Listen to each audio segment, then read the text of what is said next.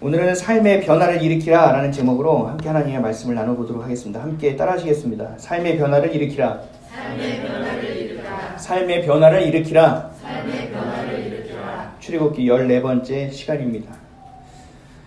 어떤 상황에 대해서 어떤 일이 있으면 우리는 늘 해석을 합니다.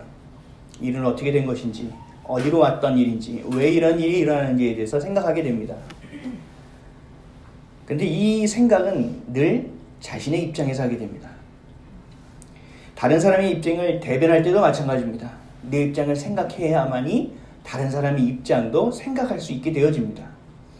우리는 그렇게 내 중심적인 삶, 내 생각과 내 태도와 또 내 입장에서 늘 생각하게 되어 있습니다. 근데 이게 당연한 것처럼 보여지지만 우리의 삶을 책임져 주시는 분이 하나님이라는 것이 된다면 내용이 달라집니다. 내가 내 마음대로 살아가고 내가 내 삶을 책임져 주시는 삶이라면 당연히 내 입장으로 생각하고 내 중심이 되어져야 되겠죠. 근데 우리는 하나님의 자녀입니다. 하나님이 우리의 삶을 주관하시다고 믿는 사람들입니다. 그렇다면 우리의 생각의 중심, 우리가 해야 될 그 입장은 내 입장이 아니라 하나님의 입장에서 생각해야 된다는 것입니다. 하나님의 입장에서 고려되어져야 된다는 것입니다. 세상 사람들과 우리는 달라져야 되잖아요. 다를 수밖에 없어야 되잖아요. 여기에서의 차이점이 우리를 달라지게 한다는 것입니다. 근데 그렇지 않을 때가 참 많죠. 나로부터 시작된다는 건 무슨 의미죠? 모든 것의 기준을 나에게 둔다는 거예요. 모든 삶의 가치를 나에게 둔다는 거예요. 삶의 방향도, 믿음의 방향도, 모든 생각의 방향도 나에게 있다는 것입니다. 근데 이 시간이 지나면요, 이 방향들이 틀어지기 시작합니다. 그리고 어느 순간 이것이 왜곡되어져 있구나 라는 것을 발견하게 됩니다. 근데 이것이 발견하게 될 때 너무 많은 시간이 흘러가 버려요. 그리고 일은 실패로 돌아갈 경우가 훨씬 더 많이 있게 됩니다. 나로부터 시작되는 방향은 결국 온전한 방향이 되어질 수 없고 온전한 삶이 될 수 없다는 거예요. 이 자기중심적인 사람은 이런 실패 안에서도 또 자기중심적이 됩니다. 이 실패는 나 때문에 이루어진 거야. 그래서 자괴감에 빠지게 되고 또 자책감에 빠져서 더 무너져 버리는 결과를 가져오기도 합니다. 신앙도 그렇습니다. 나 중심으로 되어 있는 신앙은 하나님이 주시는 것을 믿는 것이 아니라 내가 원하는 것을 믿게 됩니다. 오늘 이렇게 제가 하나님의 말씀을 대언하는 그 말씀을 들을 때도 내가 걸리적거리고 불쾌한 것은 받아들이지 않습니다. 생각하지 않습니다. 그리고 내가 원하는 것들이 올 때마다 마치 보석을 보석함에 담듯이 그것만을 담아냅니다. 내가 원하는 것을 듣고 또 내가 원하는 그것만이 내 귀에 들려지게 되는 것입니다. 하나님이 하나님 되는 게 아니라 결국은 하나님 자리에 내가 앉아 있는 것입니다. 하나님을 앞에 세워놓죠. 난 하나님을 믿습니다. 그리고 십자가도 목에 걸고 다니고 차에도 걸고 다녀요. 그런데 그 자리에 내가 있어요. 하나님이란 존재는 굉장히 중요한 존재이죠. 그러나 그 존재 위에 내가 있다는 것을 발견하게 되는 것입니다. 결국은 하나님의 자리를 내가 꿰차는, 내가 우상이 되고 있는 삶을 살고 있는 것입니다. 모든 것이 다 무너지게 됩니다. 방향은 굉장히 중요한 겁니다. 나 중심으로 철저히 무장되어 있던 내가 하나님을 만나게 되면, 또 하나님을 예배하게 되면 우리의 삶의 방향은 완전히 변하게 됩니다.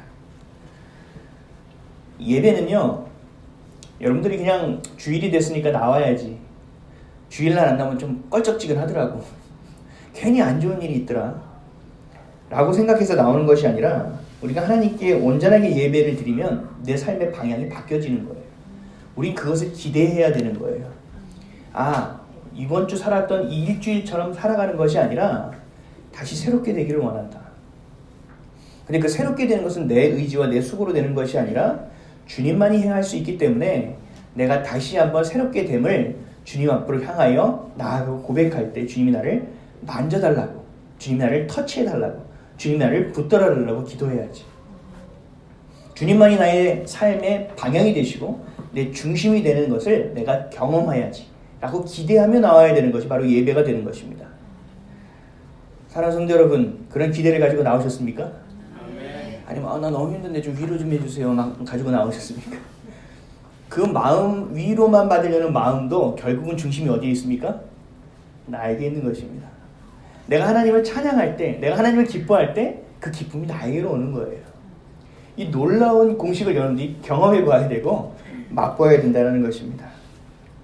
하나님을 만나게 될 때, 이 예배의 자리에 있을 때 하나님이 하나님 되시는 거예요. 그 여러분들은 하나님의 자녀가 됨을 명확히 알게 되는 거예요. 그래서 모세를 통해서 하나님은 이스라엘 백성을 꺼내시는 거예요. 예배다운 예배를 드리기 위해서, 온전한 만남이 회복되기를 위해서 이 출애굽을 시키고 계신다는 것입니다. 내가 살아온 길이 아닌 진짜 온전한 길, 바른 길, 올바른 길, 그 길로 살아가기 위해서는 여러분들의 중심이 하나님이 되어져야 합니다. 하나님의 중심이 될 때 비로소 우리는 변하기 시작하기 때문에 그렇습니다. 어떤 분들은 한 번에 뒤바뀌는 분이 있어요. 내가 예배에 참석했는데 내가 정말 이렇게 허망하게 살아가려니 말아야 되겠구나. 정말 하나님이라는 분이 계시면 날 좀 도와주셨으면 좋겠다. 내가 그분에게 내 마음을 좀 쏟아넣기를 원한다. 이런 고백이 있는 순간 하나님께 막 휩쓸려가는 사람이 있어요. 그래서 내가 있던 모든 잘못된 것들을 다 한 번에 끊어버리는 거예요. 그리고 내가 맨날 찬양하고 예배 드리는 거예요. 이런 사람도 있어요. 그런데 대부분의 사람은 서서히 변해갑니다. 점진적으로 변해갑니다. 똑같이 살다가 이건 하나님이 싫어하시는 것 같은데 이걸 어떻게 해야 될까? 이걸 어떻게 해야 되죠? 라고 물어보면 많은 목사님들이 얘기해 주죠. 그걸 가지고 주님 앞에 나아가서 얘기하세요. 그게 기도입니다.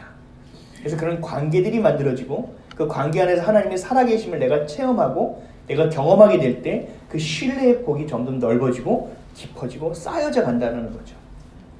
그 가운데서 하나님을 알게 되고 변화되기 시작해요. 예전에는요, 여러분들 복권 당첨 어떻게 생각하십니까? 복권 당첨.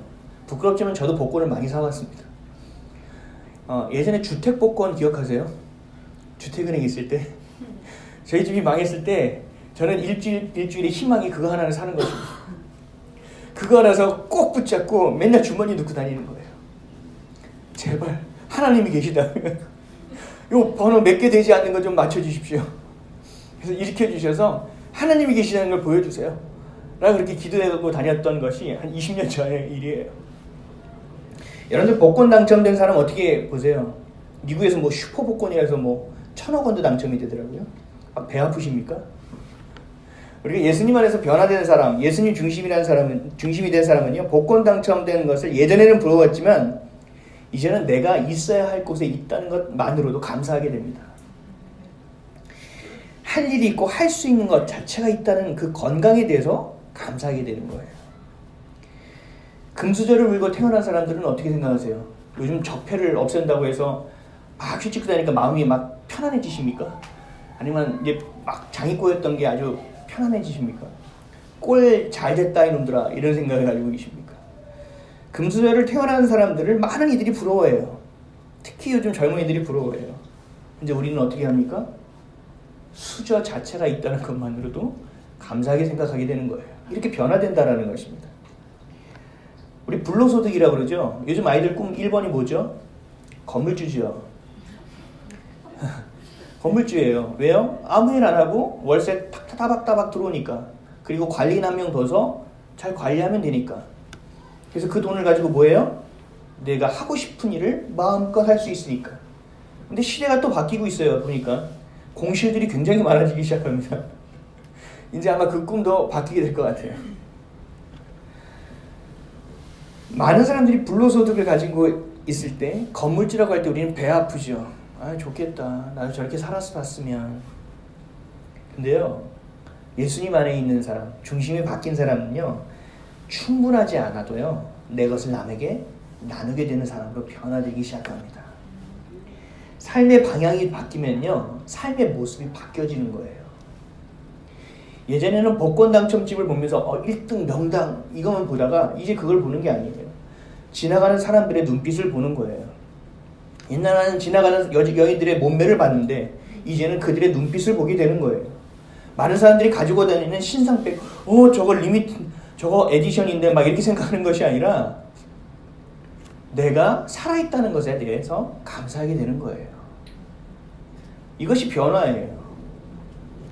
향을 싸고 있는 종이는요, 자신의 의지와 관계없이 향을 내뿜습니다. 그래서 자기가 품고 있던 향이 없어져도 그 종이에는 향이 남아 있습니다. 종이라는 모양과 모습은 그대로 있지만 그 향기로 인하여 그 종이의 쓰임새는 완전히 뒤바뀌게 되는 것입니다.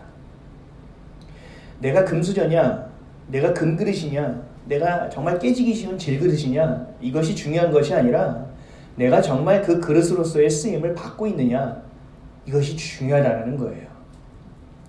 허례허식으로 우리의 삶을 소비하고 낭비하는 것으로 살아가게 되는 것이 아니라 진짜 무엇이 중요한지를 알아 선택하고 집중하는 삶이 된다는 거예요. 그래서 믿는 사람들은 달라져야 합니다. 믿는 사람들은 돈에 대한 가치가 달라져야 돼요.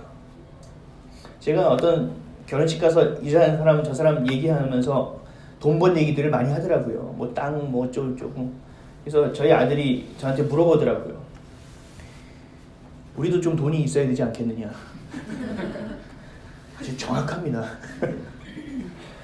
그래서 제가 사람들이 있는 데서 얘기했습니다. 아빠는 돈 버는 거는 잘 못해. 근데 아빠의 관심은 돈 쓰는 데 있다. 그랬더니 주변 사람들이 피식 웃더라고요. 그래서 제가 속으로 생각해, 하나님, 저 사람들은 웃지만 하나님은 웃지 않으시죠. 하나님이 채워주시는 것을 통하여 흘려보내는 것이 어떤 것으로 흘려보내야 될지 보일 수 있게 도와주십시오. 그 물질이 있는 사람들을 보내주시고 우리의 성도들에게 물질을 열어주셔서 하나님 그 물질을 통하여 함께 귀하고 복된 곳으로 하나님 필요한 곳에 가서 그 생명을 전하는 일을 할 수 있게 해주십시오. 세상 사람이 볼 때는 제 말이 되게 웃기죠. 저 벌지도 못하는 게 쓰는데 관심이 많다고. 참, 자기도 모르게 빵 터지는 거예요. 근데 우리 믿는 사람들은 다른 것입니다. 당연히 버는데 관심을 가져야 되죠. 제가 그거에 관심 갖지 말라는 것이 아니에요. 우선순위의 몫을 얘기하는 거예요. 우리가 하나님의 자녀라면 자녀답게 생각해야 돼요. 하나님을 믿는다면 그 믿음답게 행동해야 된다는 것입니다.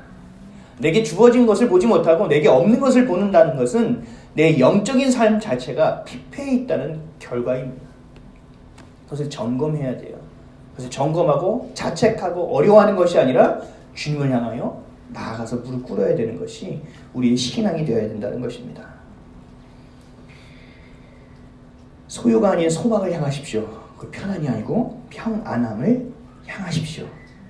그래서 오늘 예배를 통해서 우리의 죄를 해결해 주시기 위해 우리를 대신해서 십자가에서 죽으시고 그 죽음을 이기시고 부활하신 예수님을 만나게 되시는 그런 예배 되기를 예수님의 이름으로 축원드립니다. 오늘 본문을 보면 완전히 다른 사람들이 나옵니다. 완전히 다른 방향을 가지고 있는 사람이에요.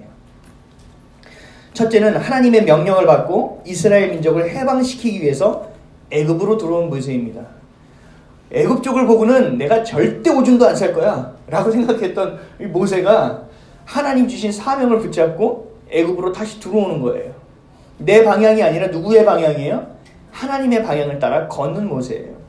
또 다른 방향이 있습니다. 두 번째로 자신의 국가 경제의 큰 축을 감당하고 있는 노예, 그 이스라엘 사람들을 내보내지 않으려는 이집트의 왕, 애굽의 왕 바로입니다.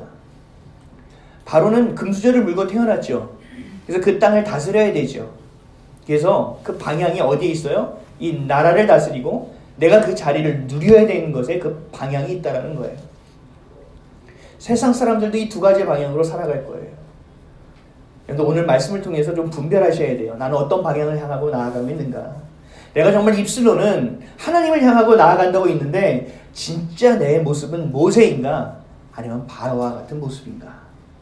오늘 말씀을 통해서 분별하고 또 깨닫고 돌이켜지는 놀라운 은혜, 하나님의 은혜를 경험하는 저 여러분 되시기를 주님의 이름으로 간절히 축원드립니다. 가장 먼저 살펴봐야 될 것은 바로의 입장입니다. 바로의 방향입니다. 바로는 자신의 제국을 지키기 위해서 노예로 있는 이스라엘 사람들을 데리고 있어야 돼요. 그리고 이스라엘 사람들이 하나가 되고 연합이 돼서 바로와 애굽, 이 이집트의 반기를 드는 것을 막아야 합니다. 안 그래도 자기가 왕이 돼서 돌아보니까 이스라엘 사람들이 너무 많은 거예요. 그래서 이들의 인구를 줄이기 위해서 어떻게 했습니까? 치졸한 방법을 썼죠. 산파들을 포섭해서 아들이 태어나면 어떻게 해요? 죽일 일까지 했던 것이 이 최고의 나라의 왕이 했던 일이라는 거예요. 그만큼 두려웠던 것이고 그만큼 그들의 세력을 수그러뜨리고 누그러뜨리기 원하는 것이 바로의 마음이었다라는 거죠. 우리 출애굽기 똑같은 장이니까 1장을 한번 펴보실래요? 출애굽기 1장 8절에서 12절입니다. 다 같이 한번 읽어보겠습니다. 시작. 요셉을 알지 못하는 새 왕이 일어나 애굽을 다스리더니 그가 그 백성에게 이르되 이 백성 이스라엘 자손이 우리보다 많고 강하도다. 자, 우리가 그들에게 대하여 지혜롭게 하자. 두렵건대 그들이 더 많게 되면 전쟁이 일어날 때에 우리 대적과 합하여 우리와 싸우고 이 땅에서 나갈까 하노라 하고 감독들을 그들 위에 세우고 그들에게 무거운 짐을 지어 괴롭게 하여 그들에게 바로를 위하여 북고성 비돔과 라암셋을 건축하게 하니라. 그러나 학대받을수록 더욱 번성하여 퍼져나가니 애굽 사람이 이스라엘 자손으로 말미암아 근심하여. 안 그래도 인구가 많아서 근심하는 거예요. 이 반란을 하면 어떻게 하나? 외부 세력과 결탁해서 이 나라를 뒤집으면 어떡하나? 고민하고 있는 차에 그래서 이들을 윽박지르기 위해서 이들의 삶을 흩어버리기 위해서 노역을 시켜서 성을 만드는 일, 국책 사업을 벌이는 거예요. 그런데 이 상황 가운데서 잘 되고 있는 줄 알았는데 그럼에도 불구하고 인구가 번성한다는 거죠. 하나님의 은혜로 말미암아. 그래서 근심하는 차에 모세가 나타나는 겁니다. 근데 모세가 나타나서 뭐 하는 거예요? 민족을 데리고 나가겠다라는 거예요. 하나님이라는 분을 중심으로 연합시키겠다라는 얘기예요. 그럼 바로의 입장은 어떨까요? 여러분들이 바로의 입장이면 어떻게 하겠습니까? 막아야 되죠. 바로의 입장은 별로 되고 싶지 않으십니까? 막아야 되죠. 일을 어떻게든 성사되지 않게 해야 된다는 거예요. 그래서 모세가 와서 하나님의 명령을 선포하는 것을 그저 너희가 잔머리 굴리는구나, 노역을 하기 싫어서 게으름 떠는 것으로 치부해 버립니다. 오늘 보면 4절에서 5절이에요. 출애굽기 5장 4절에서 5절 다 같이 한번 읽어보겠습니다.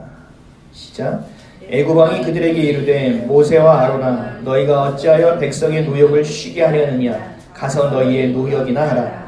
바로가 또 이르되 이제 이 땅의 백성이 많아졌거늘 너희가 그들로 노역을 쉬게 하는도다 하고. 그냥 노역을 하기 싫어서 그냥 얘기하는 잡담 형식으로 이걸 무마시켜버린다는 거죠. 저 같으면 굉장히 위기감을 느꼈을 것 같아요. 그래서 바로를 당장 하옥하라. 바로가 모세와 아론을 이들이 입에서 더 이상 연합이라는 얘기가 나오지 않도록 하라 라고 이야기할 것 같은데 바로는 그렇게 하지 않습니다. 바로는요 굉장히 처세가 정치적이에요. 엄청난 꼼수를 대량으로 풀어놓습니다. 한 가지 일로 인하여 일타 내피를 잡습니다. 첫째는 뭐냐면 이스라엘 사람들에게 노역을 더 심하게 시켜서 박해해서 더 번성하는 것을 막는 것으로 이 일을 치부해버립니다.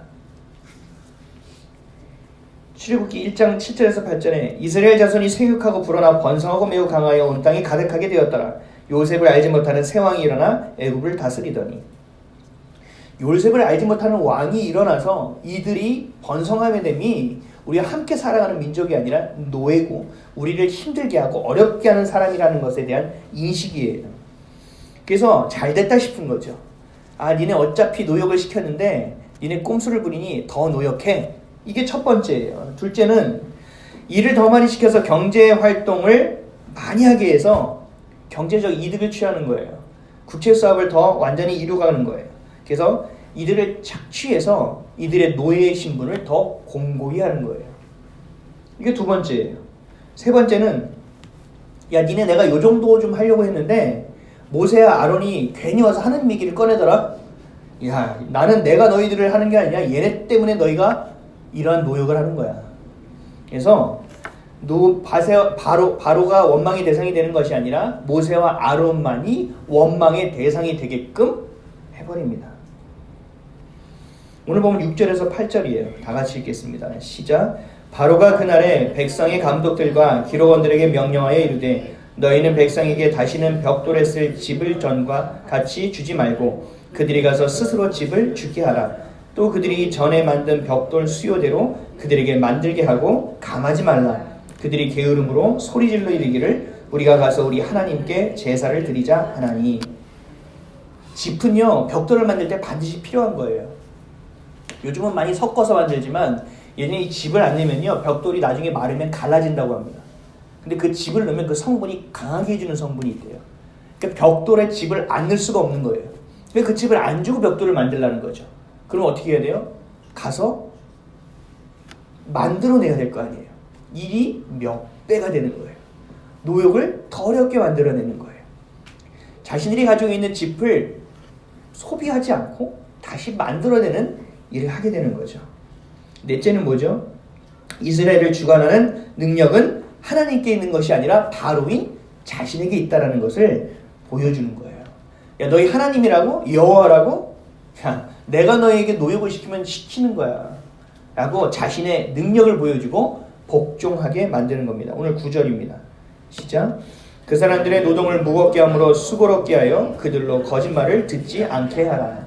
내가 하나님보다 강하다라는 거예요. 그러니까 너희는 내게 복종해야 된다는 것을 이야기하는 거예요. 이 한 가지 일로 인하여 굉장히 많은 일을 하고 있어요. 여러분들 뭐 할 때 많은 생각 안 하십니까?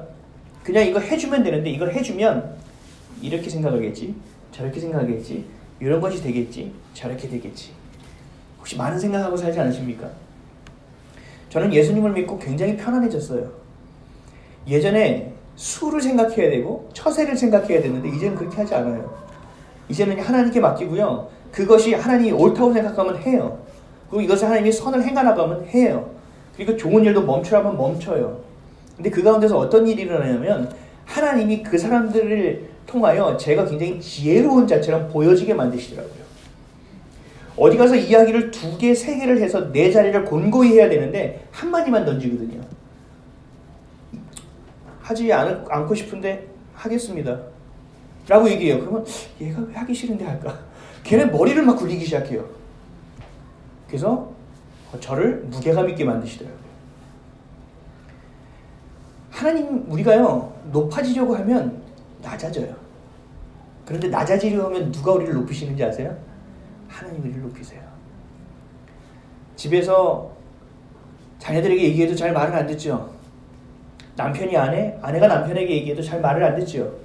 그럴 때 우리는 어떻게 해요? 1마디에 2마디를 붙이고 2마디에 3마디를 붙이지요. 지혜로운 것이 아니라는 거예요. 그럴 때 우리는 어떻게 해야 됩니까? 낮아져야 돼요. 기도해야 돼요. 그들을 긍휼히 여기고 하나님께 내어 맡겨야 돼요.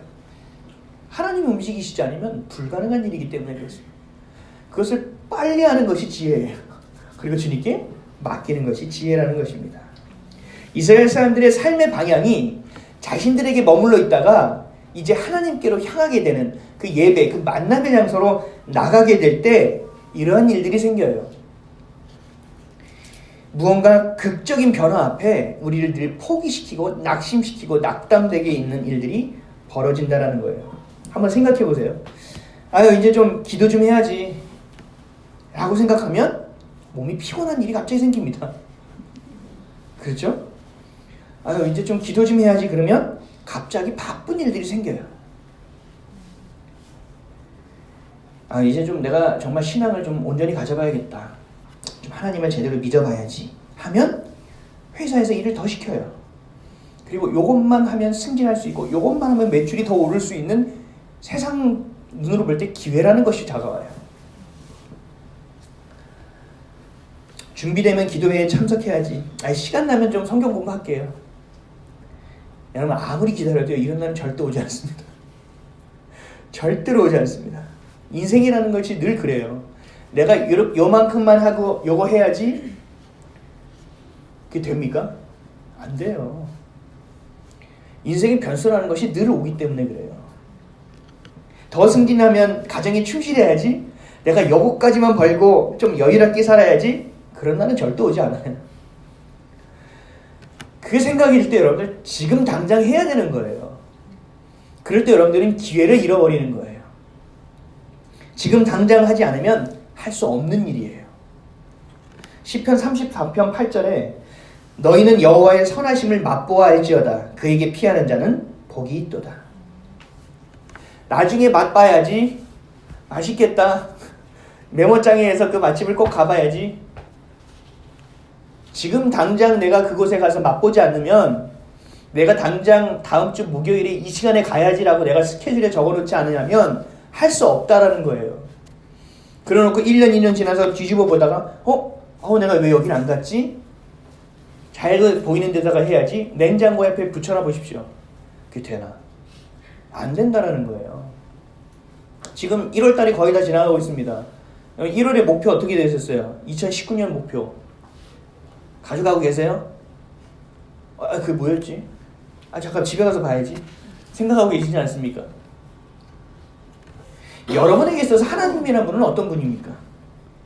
내가 정말 믿음만한 분입니까? 내어 맡길 수 있는 분입니까? 아니면 그분이 일하시는 선하심의 맛을 보셨습니까? 여러분들이 그것을 갈망한다면 지금 결단해야 돼요. 책임져 주십시오. 내가 주님께 고백할 테니까 좀 만나 주십시오. 예배가 만남의 장이라면서요. 내가 어디다도 얘기할 수 없고 답답해가 그냥 살아가고 있는데 이거 아니잖아요. 내가 아니라는 건 아는데 잘 안 돼요. 좀 붙잡아 주실 수 있겠습니까? 고백해야 되는 거예요. 어린 사무엘은 이렇게 고백했어요. 주님, 내가 여기 있습니다. 말씀하십시오. 내가 그 말씀을 따르겠습니다. 여러분들에게도 그런 고백이 오늘 있기를 주님의 이름으로 간절히 축원드립니다. 여러분들은 세상 삶을 살면서 바로의 입장처럼 고민하고 계시진 않습니까? 우리가 늘 생각하고 분별해야 할 부분이에요. 우리가 하나님을 향하려고 할 때 길이 막혀요. 기도하려고 할 때 그 길이 막힌다고요. 예배 드리러 가려면 토요일날 무슨 일이 생기든, 주일 아침에 무슨 일이 생기든 무슨 일이 생긴다고요. 왜 그러한 일들이 생기냐고요. 옛날에 내 마음껏 살면서 사업할 때는 잘 됐는데, 내가 이 사업을 통하여 하나님께 영광을 돌리겠다고 고백하는 순간부터 왜 자꾸 일이 꼬이고 힘들고 어려워지냐고요.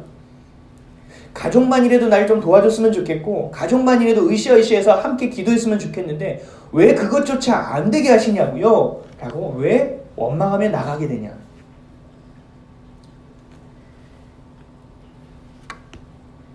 세상은 우리를 그대로 두지 않습니다.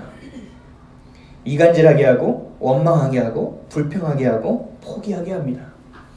바로가 정치적 꼼수를 썼던 것처럼 우리에게 마귀라는 존재는 우리에게 꼼수를 쓰는 것입니다. 맛보지 못하고 경험하지 못해서 내 수준에서 하나님을 알게 합니다. 내 상식으로 하나님을 폄하해서 그 정도의 하나님으로 만들어버립니다. 하나님을 향해 방향을 옮겨가는 것을 방해하는 악한 것이 분명하게 있어요. 우리 그것을 알아야 됩니다. 에덴 동산에 하나님이 사람을 창조하셔서 에덴 동산을 만드셨어요. 그곳에서 많은 자연들을 인간에게 다스리게 만들어 주셨어요. 그래서 하나님과 함께 연합해서 우리는 관리자의 모습으로 살게 하셨죠. 근데 어느 날 잘 살고 있는데 마귀가 나타났어요. 그래서 인간들에게 뭘 종용합니까? 욕심을 가지라. 그리고 하나님보다 높아질 수 있고 같아질 수 있다는 교만과 죄를 심어준다는 거예요. 그래서 우리 마음에 죄가 들어왔어요. 그래서 우리의 방향은 어디로 향하게 됐습니까? 하나님을 향한 방향에서 나 자신을 향한 방향으로 옮겨오게 됐다는 거예요. 이것이 바로 죄예요. 죄가 있는 자는 늘 나만을 바라보게 되어 있는 거예요. 그래서 남들을 비난하게 되어 있고 남들을 판단하게 되는 것입니다. 마귀는 어두운 곳에 있다가 갑자기 나타나서 우리를 깜짝 놀라게 하는 존재가 아니에요. 여러분에게 욕심을 던져줘요. 교만함을 던져줘요. 그래서 방향을 자기 자신으로 오게끔 만듭니다. 이것이 마귀가 하는 가장 중요한 일이에요.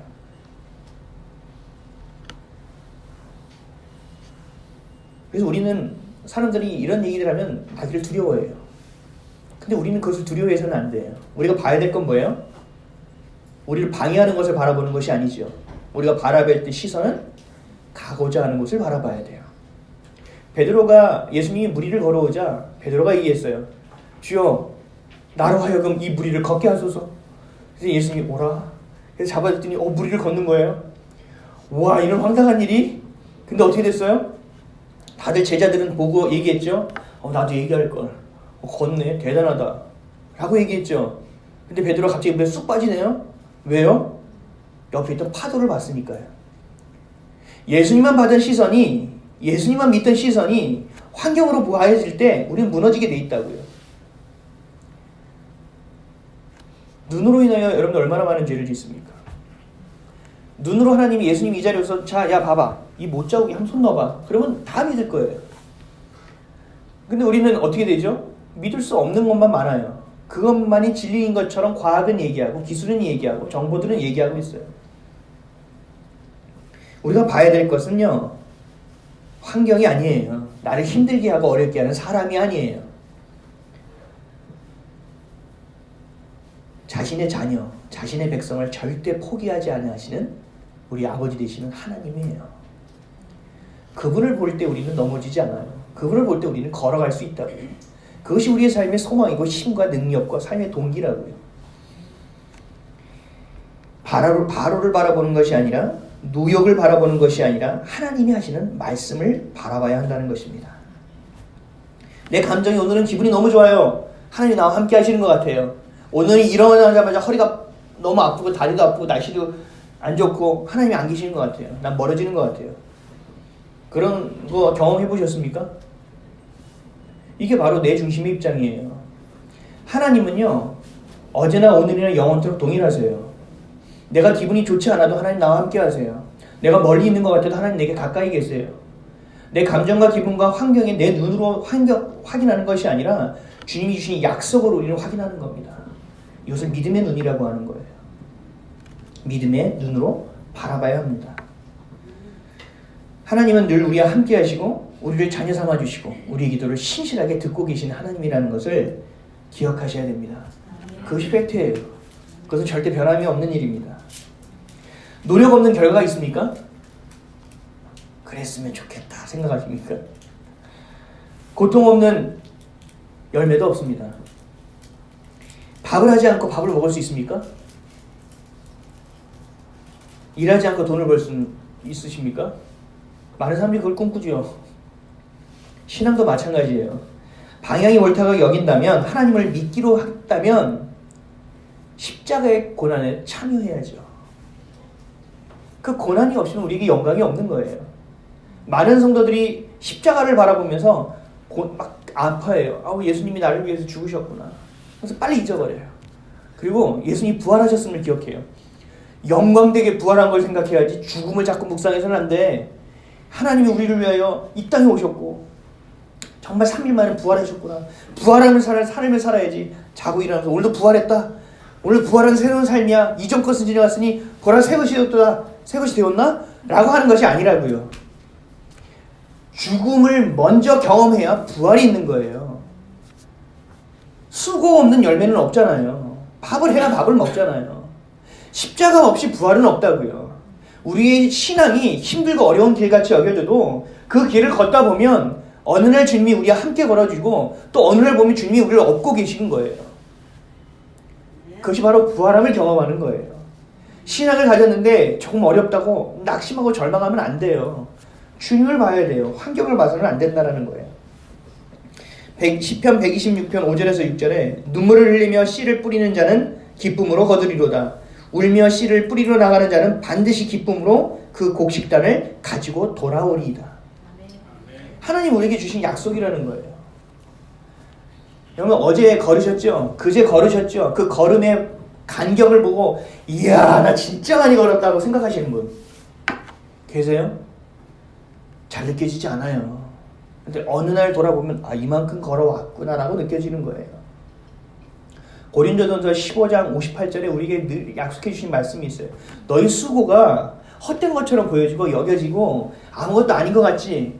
그런데 이 수고가 하나님을 향한 방향으로 있다면 그 열매 내가 반드시 거두게 할 것이다.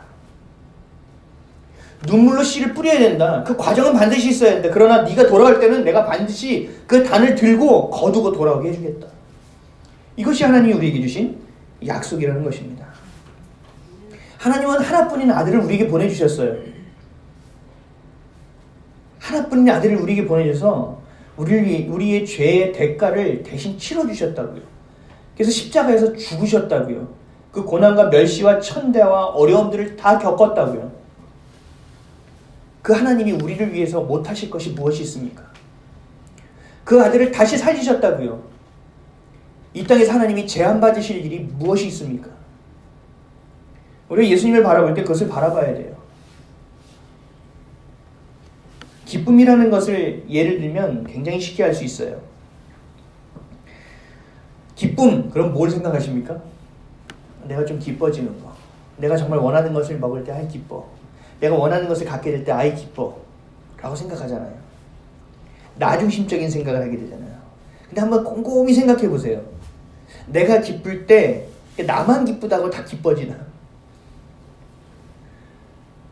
집에서 남편은 뭐 하나 도와주지도 않고 또 아내는 바쁘다고 자기는 챙기지도 않고 이리저리만 돌아다니고 자녀는 길러줬는데도 해준 게 뭐 있냐고 얘기하고 있는데 내가 좋은 일이 생겨 나 혼자 기쁘구나 하고 앉아있을 수 있겠습니까? 전쟁이 터져서 포탄이 날아가고 있는데 내가 있는 곳은 평화다라고 얘기할 수 있냐고요. 일단 조금만 생각해보면 알 수 있어요. 기쁨, 나만 기뻐서 기뻐지는 게 아니라는 거예요.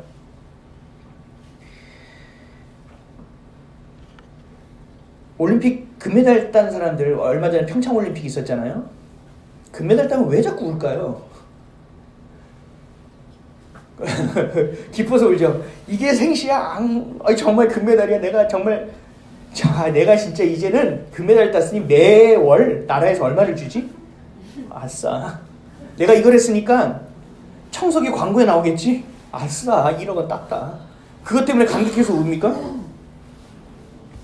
아닐 거예요. 왜 금메달 따서 가서 왜 울어요? 지금까지 내가 뼈를 깎는 고통이 있었던 거예요. 내가 정말 죽을 것 같아서 포기하고 싶었는데 포기하지 않고 끝까지 왔다는 것에 대해서 대가가 주어진 것에 대한 감사가 있는 거예요. 그 자리에 오르기까지 얼마나 많은 아픔과 역경과 어려움이 있었겠냐고요. 여러분, 세계 최고가 되는 일 0.001초로 순위가 바뀌는데 그거를 위해서 이를 악물고 매일매일 걸어도 걸은 것 같지도 않음에도 불구하고 포기하지 않고 갔던 그 걸음에 대해서 보상받는 시간이란 말이에요. 그 수고가 헛되지 않았구나라는 느낌이 있기 때문에 그 감정에 북받쳐서 눈물을 흘리는 거라고요. 연금을 받고 광고를 뛰게 돼서 눈물을 흘리는 게 아니라고요. 기쁨은요, 헌신과 희생을 온전히 겪는 자들만이 가질 수 있는 거예요. 내가 그 고난과 역경과 어려움의 길을 견디고 버티고 이 약속을 붙잡고 낙심치 않고 걸어간 그 길을 볼 때 우리에게 기쁨이 생기는 거예요. 자녀들을 키우면 늘 기쁜 일만 있습니까? 속 터지는 일, 슬픈 일, 어려운 일, 억울한 일 얼마나 많아요. 근데 그 자녀가 결혼할 때 모습 보면 어때요? 몇 안 계시나요? 몇 분 안 계시네요.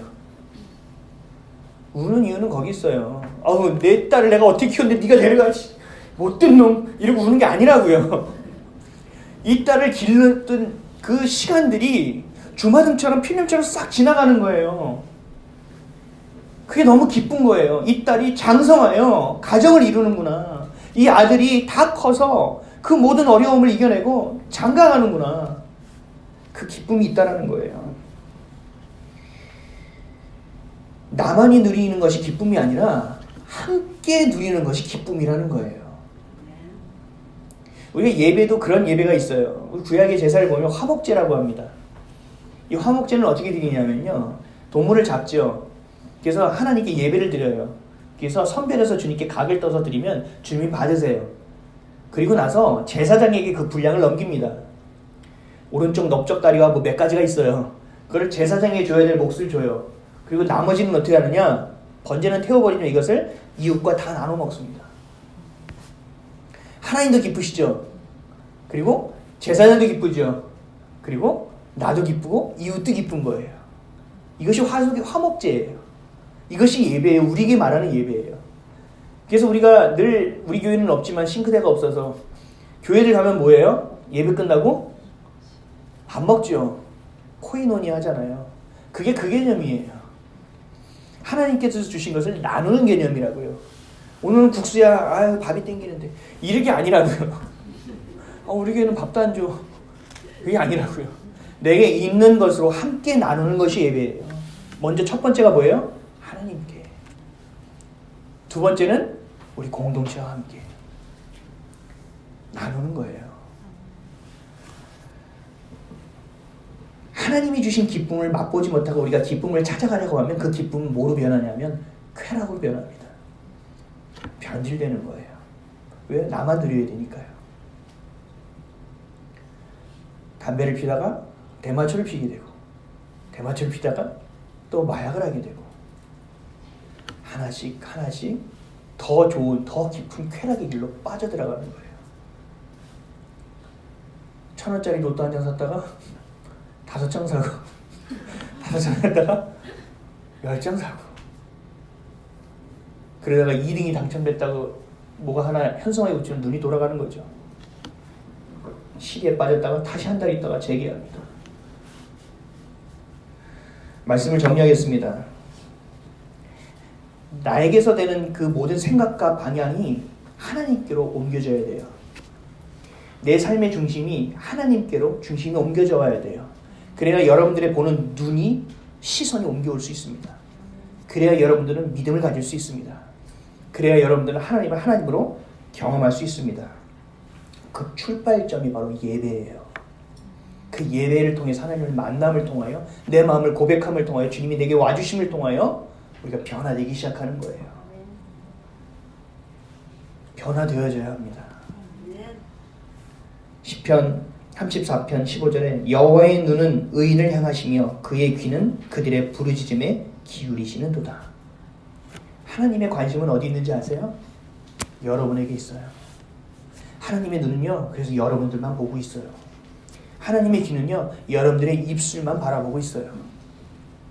그게 바로 시편 34편 15절 말씀이에요.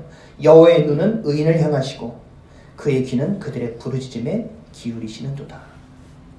사랑하는 성도 여러분, 여러분들의 시선도 하나님께 드리시기를 축원드립니다. 아멘. 여러분들의 귀도 하나님의 음성에 귀 기울이시기를 주님의 이름으로 축원드립니다. 아멘. 그래야만 우리의 삶의 방향이 내가 아니라 하나님이 될 수 있습니다. 기쁨이 쾌락이 아니라 온전한 기쁨이 되어질 수 있습니다. 그래서 여러분들 변화될 수 있는 자리로 나아가십시오. 그것이 바로 기도의 자리이며 그것이 바로 예배의 자리입니다. 한 주간 그 예배의 자리, 기도의 자리가 회복되는 저와 여러분 되시기를 주님의 이름으로 간절히 축원드립니다. 기도하겠습니다.